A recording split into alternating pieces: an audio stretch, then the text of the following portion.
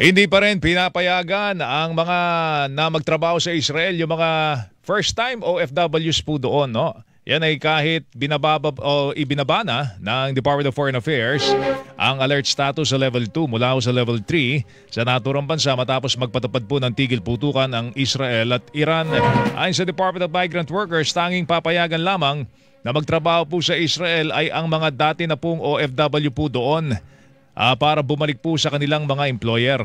Ngunit ang mga tinatawag na new hire ay bawal pa rin magtrabaho sa Israel sa ilalim po ng alert level status 2. Bukod po dyan, bawal pa rin po ang mga non-essential travel o yung pagbiyahe na hindi naman agaran ang pangangailangan. Papayagan po natin ang mga balik magagawa na manumbalik sa kanilang employers sa Israel. Pero yung mga new hires, hindi po natin papayagan under an alert status 2.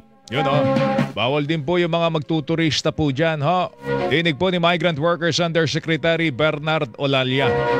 Sa mahigit 30,000 OFW sa Israel, nasa 373 na po ang nag-abiso na nais po nilang magpa-repatriate. Pero sa nasabing bilang, 75 pa lamang ang nagkumpirmang uuwi na talaga ng bansa habang 26 ang nakauwi na.